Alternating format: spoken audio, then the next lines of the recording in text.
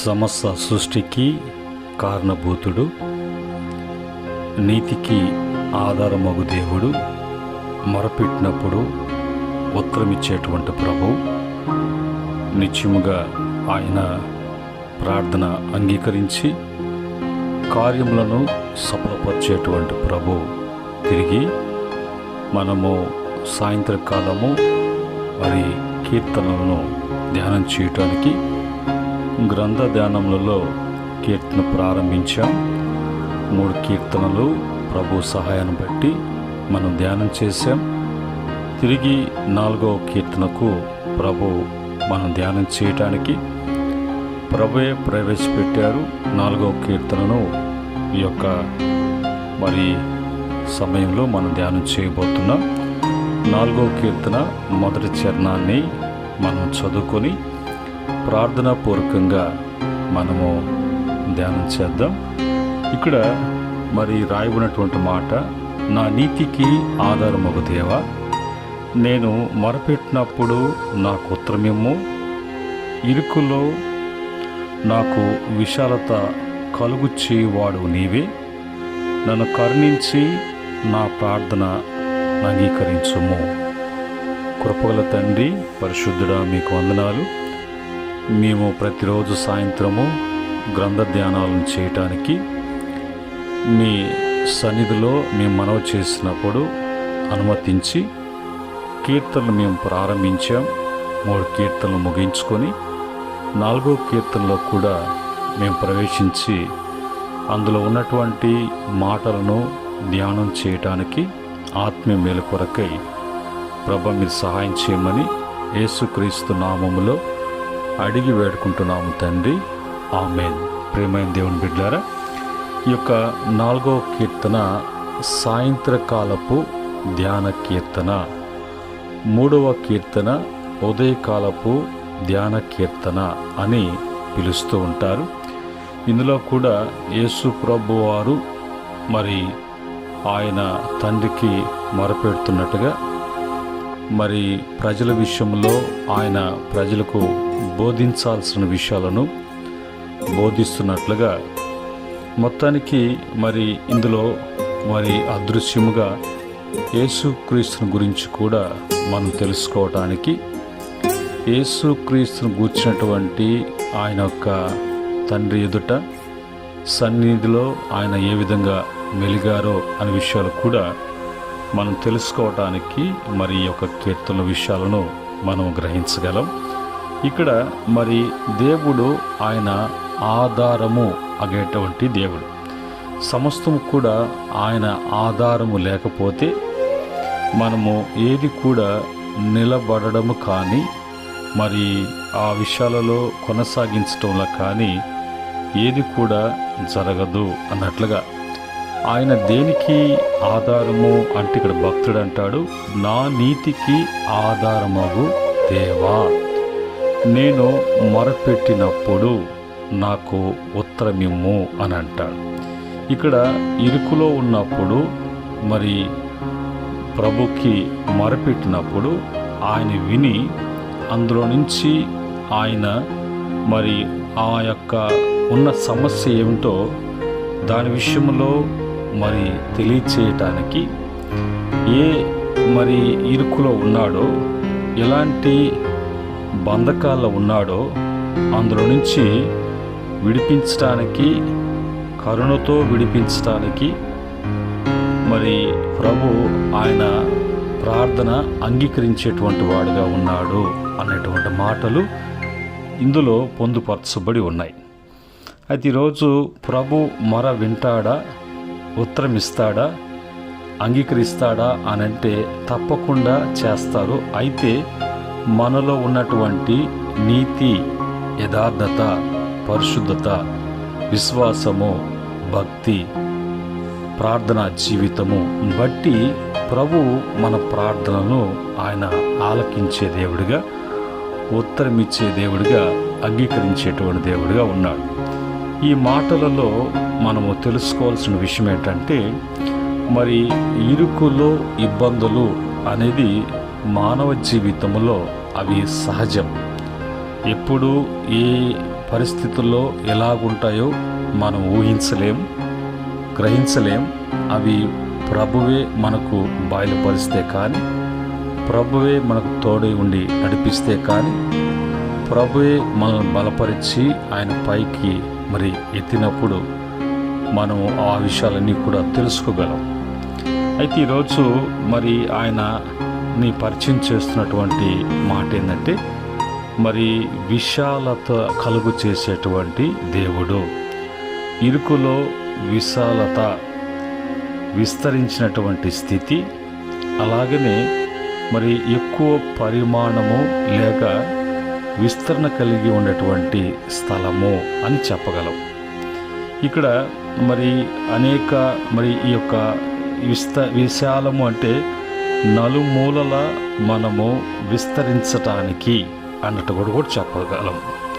అది ఈరోజు విశాలతను గురించి చూసినప్పుడు మనకున్నటువంటి ఇరుకుల నుంచి విశాలతలోకి మనం ప్రవేశించటం, మనము ఆ ఇరుకు గుండా ఇబ్బంది పడకుండా విశాలముగా మనము ముందుకు సాగటానికి దేవుని యొక్క సహాయము ఎంతైనా మనకు అవసరమై ఉన్నది.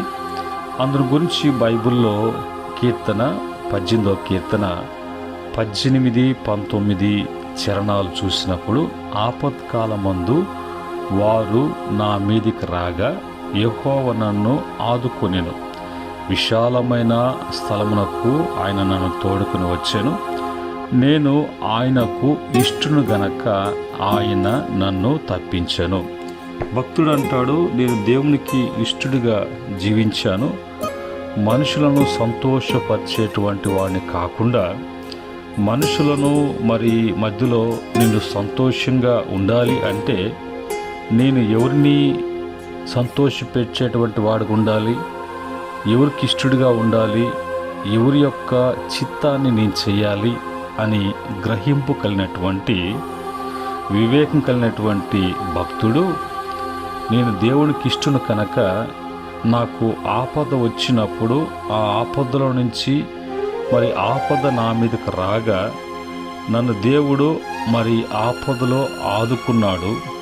ఆ ఆపదలో నేను చిక్కుకోకుండా అక్కడి నుంచి ప్రభు విశాలమైనటువంటి స్థలానికి తోడుకుని వచ్చాడు. కారణము, నేను నా ఇష్టాలు నెరవేర్చుకోవటానికి, నా ఇష్ట ప్రకారం జీవించటానికి నేను ఎప్పుడు కూడా ఇష్టపడలేదు. కానీ దేవునికి ఇష్టనుగా, దేవునికి ఇష్టమైనటువంటి వాడిగా, దేవుణ్ణి నేను సంతోషపరిచేటువంటి వాడుగా ఉన్నాను. కాబట్టి ఆయన తప్పిస్తాడు, ఆయన నన్ను నడిపిస్తాడు. నాకు అలాంటి బాధలలో, అలాంటి పరిస్థితుల్లో ప్రభువే నాకు దిక్కు అన్నట్టుగా భక్తుడు అంటున్నాడు. రెండవదిగా మరి బైబిల్లో చూసినప్పుడు యోబు గ్రంథము 36వ అధ్యాయము 16వ వచనములో, అంతేకాక బాధలో నుండి ఆయన నన్ను తప్పించును, ఇరుకులేని విశాల స్థలమునకు మరి నన్ను తోడుకొని పోవును, నిన్ను తోడుకొని పోవును, నీ ఆహారమును క్రొవ్వుతో నింపును అని అంటాడు. కనుక ప్రభు మరి తప్పించడమే కాకుండా, మరి తీసుకువెళ్ళటమే కాకుండా, ఉంచడమే కాకుండా తినేటువంటి ఆహారము కూడా బలమైనటువంటి ఆహారముగా ప్రభు ఇస్తాడు. ఇది ఎవరికి ఇస్తాడు అనేది మనం తెలుసుకోవాలి. తన యొక్క భక్తులకు ఆయనను ఆధారంగా చేసుకొని జీవించేటువంటి వారికి, ఆయనను ఆశ్రయించేటువంటి వారి కొరకు, ఆయనను ఆశ్రయముగా చేసుకున్నటువంటి వారే ఈ మేలు పొందుకుంటారు. కానీ ఈ వాక్యాన్ని బట్టి నాకు చేస్తాడు అని మార్పు లేకుండా, మార్పు కలగకుండా మలినమైనటువంటి వారిగా పాపములో ఉంటూ ఈ మేలు పొందుకోవాలి అంటే వారి జీవితంలో అవన్నీ కూడా జరిగినటువంటి పనులు. కనుక మరి అవి తెలుసుకొని మనం సరిచేసుకొని ప్రభు ఎద్దుకు వచ్చినప్పుడు ప్రభు ప్రతి బాధ్యత ఆయనదై ఆయన చూసేటువంటి వారుగా ఉన్నారు. అలాగా మరి మనం ముందుకు వెళ్ళినప్పుడు మరి బైబిల్లో ఇంకా అనేక విషయాలు మనం తెలుసుకోవాలి అనుకున్నప్పుడు బైబిల్లో ఒక మాట 119వ కీర్తన 32వ చరణంలో, నా హృదయమును నీవు విశాలపరచునప్పుడు నేను నీ ఆజ్ఞ మార్గమున పరిగెత్తెదను. నీవిచ్చినటువంటి ఆజ్ఞలు, ఆజ్ఞ మార్గముల్లో నేను ముందుకు సాగాలి అంటే, ముందుకు దూసుకుని వెళ్ళాలి అని అంటే, నా హృదయాన్ని విశాలపరిచినప్పుడు, నా హృదయం విశాలపరచబడినప్పుడు నీ యొక్క మాటలు నాలో ఉంటాయి కాబట్టి, నీ యొక్క కట్టడలు, విధులు, శాసనములన్నిటిని కూడా నేను భద్రపరుచుకుంటున్నాను కాబట్టి, ఇంకా తెలుసుకోవాలి, ఇంకా ముందుకు పోవాలి, ఇంకా నేను బలపడాలి, ఇంకా నేను ప్రభులో ఎదగాలి అనేటువంటి మనసు నేను కలిగినటువంటి వాడుగా ముందుకు సాగాలి అని అంటే, నా హృదయము విశాలపరచబడాలి. అది విశాలపరిచేటువంటి దేవుడు నీవే.